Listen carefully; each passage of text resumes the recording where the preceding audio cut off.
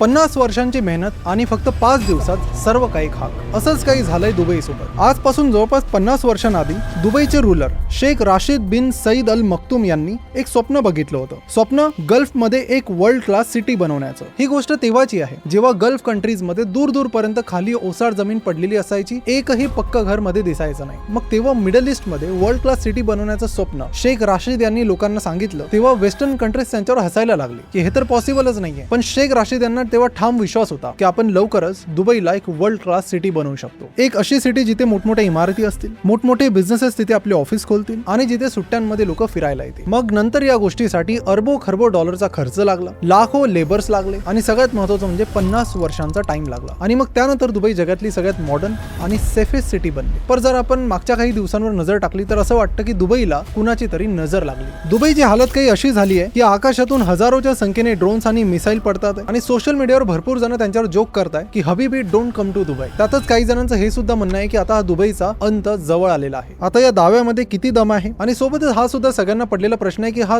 Iran दुबईवर का attack करतोय आणि सोबतच ते कुठले दुबईचे 4 पिल्लर्स आहेत ज्यावर इराण कंटिन्युअसली अटॅक करत आहे. आता दुबईवर याचा किती इम्पॅक्ट होईल, सगळ्यात जास्त या गोष्टीचा फायदा कुणाला होईल आणि यानंतर दुबईचं फ्युचर कसं राहील, या सगळ्या गोष्टींची उत्तरं तुम्हाला आजच्या व्हिडिओमधून मिळतील. नमस्कार, मी प्रसाद तुमचं आजच्या व्हिडिओमध्ये स्वागत करतो. फिनोव्हेशन्स बाय मराठीवर तुम्हाला बिझनेस आणि फायनान्सच्या इन डेप्थ केस स्टडीज बघायला मिळतील. तर जर तुम्ही बिझनेस आणि फायनान्समध्ये इंटरेस्टेड आहात तर चॅनलला सबस्क्राईब करून बेल आयकॉनवर नक्की क्लिक करा, जेणेकरून इथून पुढच्या सगळ्या केस स्टडीज तुमच्यापर्यंत पोहोचतील. हे बघा, या व्हिडिओचा रिसर्च करते वेळी एक प्रश्न कंटिन्यू माझ्या डोक्यामध्ये येत होता की हे युद्ध इराण विरुद्ध इस्रायल आणि अमेरिका आहे. मग अशामध्ये इराण गल्फ कंट्रीज आणि दुबईवर का अटॅक करत आहे? हा रिपोर्ट तुम्ही बघा. यात लिहिलंय की इराणने यूएईवर आतापर्यंत 1660 मिसाईल्स आणि ड्रोनने अटॅक केलेला आहे आणि यातले सगळ्यात जास्त अटॅक हे दुबईवर होतात आहे आणि तिथे सुद्धा काही फेमस लोकेशन्सवरच. तर असं का? तर हे बघा, या वॉरमध्ये, या युद्धामध्ये इराण एक स्ट्रॅटेजीचा वापर करत आहे ज्याचं नाव आहे hit them where it hurts the most. म्हणजे तिथे मारा जिथे त्यांना सगळ्यात जास्त दुखेल. आणि ह्या गल्फ कंट्रीज आहेत त्यांना सगळ्यात जास्त कधी दुखेल? जेव्हा त्यांची इकॉनॉमी हिट होईल. म्हणजेच काय की जेव्हा त्यांची इकॉनॉमी प्रॉब्लेम मध्ये जाईल. व्हिडिओमध्ये पुढे जाण्याआधी तुम्हाला क्विकली सांगू इच्छितो की जर तुम्ही शेअर मार्केट शिकण्यामध्ये इच्छुक आहात तर तुमच्यासाठी एक फार गुड न्यूज आहे. गुड न्यूज ही आहे की तुम्हाला सिम्पली एक अकाउंट ओपन करायचं आहे, फ्री इन्व्हेस्टमेंट अकाउंट इंडियाच्या टॉप ब्रोकर सोबत, आणि त्यानंतर तुम्हाला आमचे 6 animated share market courses free मध्ये मिळतील. तर या ऑफरचा नक्की फायदा घ्या. खाली कमेंट बॉक्स आणि डिस्क्रिप्शन मध्ये फॉर्म दिलेला आहे, तो लगेच भरा आणि लगेच अकाउंट ओपन करून ह्या कोर्सचा ऍक्सेस मिळवा. चला तर व्हिडिओमध्ये पुढे जाऊया. आता प्रश्न हा आहे की मिडल ईस्ट कंट्रीज ज्या आहेत त्यांची इकॉनॉमी कुठल्या गोष्टीवर मेनली डिपेंड आहे? सगळ्यांना माहिती आहे ऑइल. सौदी अरेबियाची 40 ते 45% इकॉनॉमी ही ऑइलवर डिपेंड आहे.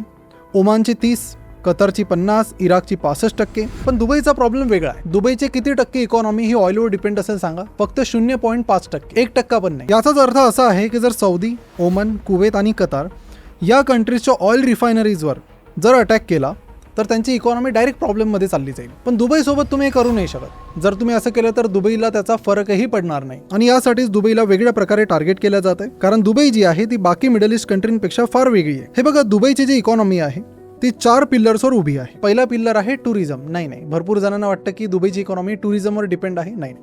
पहिला पिल्लर आहे ट्रेड. म्हणजे काय? दुबईची जवळपास 30% GDP ही ट्रेडमधून येते. एक सोप्या भाषेत सांगायचं झालं, आता ट्रेड म्हणजे काय होतंय नक्की? आता हे बघा, जेव्हा फळं भाजी वगैरे घ्यायची असते तेव्हा आपण मार्केटमध्ये जातो, बाजारामध्ये जातो. मग बाजारामध्ये त्या गोष्टी उगत नाही. बाजार हे ते एक मार्केट आहे जिथे तुम्हाला वेगवेगळे फळं, भाज्या, सगळ्या गोष्टी मिळतील. दुबई ही अशाच प्रकारे एक बाजार आहे. दुबईमध्ये काही गोष्टी बनत नाही, म्हणजे त्या गोष्टी तिथल्या तिथे बनत नाहीत. फॉर एक्झाम्पल, तर वेगवेगळ्या ठिकाणून या गोष्टी दुबईला येतात. जसं की चायनामधून इलेक्ट्रॉनिक गुड्स येतात, जपानमधून कार्स येतात, युरोपमधून मशिनरीज येतात, आफ्रिकेमधून गोल्ड आणि डायमंड्स येतात, बांगलादेशवरून कपडे येतात आणि भारतामधून फार्मास्युटिकल प्रोडक्ट्स म्हणजे औषधी वगैरे येतात. म्हणजे दुबईमध्ये या गोष्टी बनत नाही, या तिथे येतात, आल्यानंतर वेअरहाऊस मध्ये स्टोअर होतात आणि मग तिथून जगभरात चालल्या जातात. एक्झाम्पल सांगायचं झालं तर दुबई जगातल्या सगळ्यात मोठ्या गोल्ड ट्रेडिंग सेंटर्स पैकी एक आहे. दुबईला आफ्रिकेमधून गोल्ड येतो, म्हणजे सोनं येतं, आणि मग ते तिथून जगभरामध्ये एक्सपोर्ट होतं. आता भारत हा नेट इम्पोर्टर आहे गोल्डचा. फार मोठ्या प्रमाणात भारत गोल्ड इम्पोर्ट करतो. हे सगळं गोल्ड दुबई मार्गेच भारतामध्ये येतं आणि हा जो ट्रेड होतो दुबई मार्गे, त्यात दुबईचा भरपूर फायदा आहे. त्यांची 30% इकॉनॉमी, 30% GDP तिथून येते ट्रेडमधून. आता हा पहिला पिल्लर तोडण्यासाठी, ढासळण्यासाठी इराणने काय केलं असेल? तर इराणने काय केलं की हा जो काही ट्रेड होतो तो पोर्ट्स मार्गे होतो, बंदराद्वारे. मग तिथला जो मेन पोर्ट्स आहे त्याच्यावर अटॅक केला तर मग माल आतमध्ये येणार नाही आणि आलेला माल बाहेर पण जाणार नाही. आणि मग एक्झॅक्टली इराणने हेच केलं. त्यांनी तिथला जो सगळ्यात मोठा पोर्ट आहे जबल अली पोर्ट, त्यावर अटॅक केला आणि मग त्यामुळे सध्या टेम्पररी बेसिसवर तो पोर्ट बंद करण्यात आलेला आहे. म्हणजे पहिला पिल्लर तोडलाय. दुसरा पिल्लर काय असेल दुबईचा? आता हे बघा, दुबई ना एक ट्रेडिंग हब आहे आणि ट्रेडिंग हब सोबत कॉम्प्लिमेंटरी 2 गोष्टी असतात, त्या म्हणजे बँक्स आणि फायनान्शियल सर्व्हिसेस. कारण जिथे ट्रेड होणार तिथे बँक्स आणि फायनान्शियल सर्व्हिसेसचं काम पडणार. आणि यामुळेच दुबईमध्ये जगभरातल्या सगळ्या मोठ्या मोठ्या बँक्स आहेत. JP मॉर्गन म्हणा, सिटी बँक म्हणा, सोबतच भरपूर भारतातल्या बँक्सच्या सुद्धा तिथे ब्रँचेस आहेत. कारण बिझनेस खूप मोठ्या प्रमाणात होतो. आता इराणने इथे काय केलं असेल? आता त्यांनी डायरेक्ट ड्रोन आणि मिसाईल हल्ले तर इथे केले नाही. त्यांनी थोडी दुसरी शक्कल चालवली, सायबर अटॅक्स. त्यांनी या बँक्सवर सायबर अटॅक्स चालू केले, ज्यामुळे तिथली बँकिंग सिस्टम प्रॉब्लेममध्ये येते. तुमच्यापैकी भरपूर जणांना माहिती नसेल, पण इराण जो आहे तो सायबर अटॅकमध्ये फार अग्रेसर देश आहे. म्हणजे बँक्स आणि फायनान्शियल सर्व्हिसेसवर मिसाईल किंवा ड्रोन अटॅक न करता त्यांनी ती सिस्टम पूर्णपणे तिथून हलवून टाकलेली आहे. आणि यामुळेच तिथले भरपूर बँक्स, जसं JP मॉर्गनचं रिसेंट स्टेटमेंट होतं की आमचा जो एक्सपान्शन प्लॅन होता दुबईमध्ये तो आम्ही रिवाईज करण्याच्या विचारात आहोत आणि कुठे दुसरीकडे शिफ्ट करण्याच्या तयारीत आहोत. त्यानंतर तिथला जो तिसरा पिल्लर आहे तो आहे ट्रान्सपोर्ट आणि स्टोरेज, ज्यामध्ये सगळ्यात मेन रोल जो आहे तो एव्हिएशन सेक्टरचा आहे. म्हणजे प्लेनद्वारे जिथे भरपूर ट्रान्सपोर्ट आणि स्टोरेज होतं. आणि तुम्ही जर बघाल तर दुबईकडे जगातलं सगळ्यात बिझी इंटरनॅशनल एअरपोर्ट आहे आणि सोबतच जगातल्या सगळ्यात मोठ्या एअरलाईन्स पैकी एक एमिरेट्स सुद्धा. एमिरेट्स मागच्या कित्येक वर्षांपासून बेस्ट एअरलाईन म्हणून आहे जगामध्ये. आणि दुबई एअरपोर्ट हे काही छोटं मोठं एअरपोर्ट नाहीये. मागच्या वर्षी त्यांनी 9.5 करोड पॅसेंजर हँडल केले, हायएस्ट इन द वर्ल्ड, सगळ्यात जास्त जगामध्ये. इराणचा प्लॅन काय होता? हँडिकॅप करा यांना. त्यांनी फटाफट इंटरनॅशनल एअरपोर्टवर तिथे अटॅक केला आणि त्यामुळे सध्या एअरपोर्टचं जे ऑपरेशन आहे ते थांबलेलं आहे. मेजॉरिटी एअरलाईन्स ग्राउंडेड केलेले आहे. यानंतर जो चौथा पिल्लर आहे याच्याबद्दल तुम्हाला माहितीच असेल, दुबईच्या रिअल इस्टेट. आता तुम्ही जर कधी दुबईला गेला असाल तर तुमच्या प्लेन सीटच्या पुढे तुम्ही मोस्ट प्रॉबेबली कुठल्या दुबईच्या रिअल इस्टेटची जाहिरात नक्की बघितली असेल. एक साजन रिझवान म्हणून एक व्यक्ती आहेत, ते सुद्धा सोशल मीडियाद्वारे त्यांचा जो ग्रुप आहे त्याचं प्रमोशन करत राहतात. मुंबई, पुण्यासारख्या शहरांमध्ये मोठमोठे फ्लेक्स लावलेले तुम्ही बघितले असतील.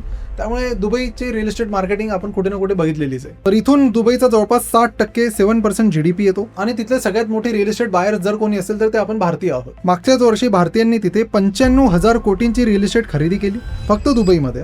मग इराणने काय प्लॅन केला की चला जे मोठमोठे रेसिडेन्शियल प्लॅन्स आहेत त्यावर अटॅक करूया. मग यांनी बुर्ज खलिफा, जिथे 900 प्रायव्हेट रेसिडेन्शियल युनिट्स आहेत त्यांपैकी 150 हे भारतीयांचे आहेत. याच्या व्यतिरिक्त त्यांनी मरीना टॉवर सारख्या रेसिडेन्शियल टॉवर्सवर सुद्धा अटॅक केला आणि लोकांच्या मनात एक भीती निर्माण केली की दुबईमध्ये जर इन्व्हेस्ट करायचं आहे तर तुम्ही दोनदा विचार करा. हे बघा, दुरून बघताना तुम्हाला वाटत असेल की इराण जे काही प्लॅन करतं, जे काही ड्रोन जातात, ते मिसाईल जातात, ते रॅन्डम जातात, पण यातली एकही गोष्ट रॅन्डम नाहीये. प्रत्येक मिसाईल, प्रत्येक ड्रोन एक प्लॅन आहे. ते गल्फ कंट्रीजला तिथे टार्गेट करतात जिथे त्यांना जास्त दुखतं. सौदीची इकॉनॉमी ऑइलवर डिपेंड आहे, तर रिफायनरीवर अटॅक करा. सौदी अरेबियावर अटॅक केला त्यांनी आणि त्यांची इकॉनॉमी खराब करायला सुरुवात केली. दुबईची इकॉनॉमी 4 गोष्टींवर डिपेंड आहे: ट्रेड, पोर्टवर ड्रोन मारा, बँक्स, सायबर अटॅक करा, ट्रान्सपोर्ट, एअरपोर्टवर अटॅक करा आणि real estate, famous residential buildings आणि हॉटेल्सवर अटॅक करा. याचा रिझल्ट काय की दुबईची इकॉनॉमी पूर्णपणे थंडावली आहे, थांबली आहे. तिथला जो रिअल इस्टेट इंडेक्स आहे तो एका दिवसात 20% पडलेला आहे. सोबतच इराणने रिसेंटली अमेझॉनच्या डेटा सेंटरवर सुद्धा अटॅक केला. त्यामुळे बाकी बिझनेसेस सुद्धा विचार करतात आहे की दुबईमध्ये जावं की नाही. आता प्रश्न हा येतो की या गोष्टीचा सगळ्यात जास्त फायदा कोणाला होईल?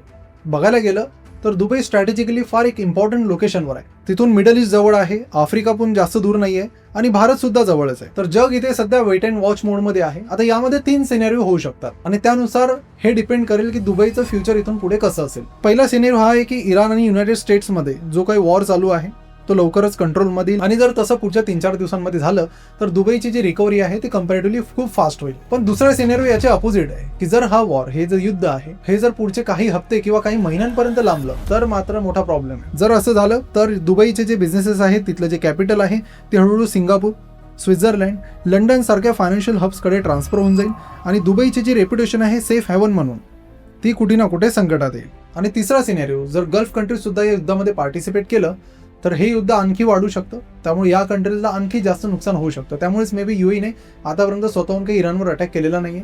कतारने रिसेंटली केलेला आहे, पण UAE ज्यामध्ये दुबई येतं ते सध्या तरी न्यूट्रल मोडवर आहे. आता भारताबद्दल जर बोलायचं झालं की भारताला कुठे यामध्ये फायदा होईल, कुठे नुकसान होईल, तर यामध्ये एक गोष्ट तुम्ही समजून घ्या की दुबईला generally Indian city out of India असं म्हटलं जातं, म्हणजे भारताच्या बाहेरचं भारतीय शहर. इनफॅक्ट मी जेव्हा दुबईला गेलो होतो तेव्हा मला साधं इंग्लिश बोलण्याची गरज पडली नव्हती, कारण जे कोणी भेटत होते मोस्टली इंडियन्सच होते आणि हिंदीमध्ये नॉर्मली बोलत होते. दुबईची जी पॉप्युलेशन आहे, लोकसंख्या आहे 1 करोडची आहे, ज्यामध्ये 40 लाख भारतीय आहेत आणि हे जे भारतीय आहेत हे दरवर्षी $50 बिलियन भारतामध्ये रिमिटन्स पाठवतात, पैसे पाठवतात, पर्टिक्युलरली केरळमध्ये. आणि जर दुबईला काही प्रॉब्लेम निर्माण झाला तर या 40 लाख लोकांना प्रॉब्लेम क्रिएट होईल. ह्या 40 लाख लोकांसोबत ही जी रिमिटन्स अमाऊंट आहे यावर एकचा प्रॉब्लेम राहील आणि ओव्हरऑल भारतीय इकॉनॉमी इनडायरेक्टली यामध्ये हिट होईल. पण 1-2 सेक्टर्स भारतामध्ये असे आहेत ज्यांना या गोष्टीचा फार फायदा होऊ शकतो, म्हणजे ब्लेसिंग इन डिस्गाईज जे म्हणतात तसं. त्यातलं पहिलं सेक्टर आहे लक्झरी रिअल इस्टेट. म्हणजे जे मोठमोठे लक्झरी अपार्टमेंट आहे ते भारतामध्ये मोठ्या प्रमाणात विकले जाऊ शकतात. कारण जे श्रीमंत लोक होते आधी भरपूरदा ते दुबईमध्ये इन्व्हेस्ट करत होते. आता पैसा तर आहे, कुठे इन्व्हेस्ट करायचं तर भारतामध्ये करू शकतात. तर त्यामुळे जे लक्झरी रिअल इस्टेट कंपनीज आहेत त्यांना नक्कीच या गोष्टीचा फायदा होईल. नंबर 2 डेटा सेंटर वगैरे थीम आहे. जसं ॲमेझॉनच्या डेटा सेंटरवर अटॅक झाला तर भरपूर येणारे डेटा सेंटर्स किंवा जे हब्स आहेत ते भारतामध्ये येऊ शकतात. जेणेकरून त्यांना एक सेफ लोकेशन मिळेल की ठीक आहे, भारत जनरली काही युद्धामध्ये जात नाही आणि भारताच्या फॅसिलिटीवर जनरली कोणी अटॅक करत नाही. तर या 2 सेक्टरमध्ये भारताला फार प्रमाणात फायदा होऊ शकतो. पण फायनान्शियल सर्व्हिसेसबद्दल बोलायचं झालं तर फायनान्शियल सर्व्हिसेसचा हब काही भारत नाही आहे. त्यामुळे तो जो पार्ट आहे तो दुबईमधून सिंगापूर, लंडन या ठिकाणी ट्रान्सफर होऊन जाईल. आता ते भारतावर आहे की भारत कशा प्रकारे त्या गोष्टीचा फायदा घेतं. तर तुम्हाला काय वाटतं यावर? दुबईचं फ्युचर इथून पुढे कसं असेल? कधी हा वॉर थांबेल, ही युद्ध थांबेल? कमेंट करून नक्की सांगा आणि अशाच व्हिडिओसाठी चॅनलला नक्की सबस्क्राईब करा.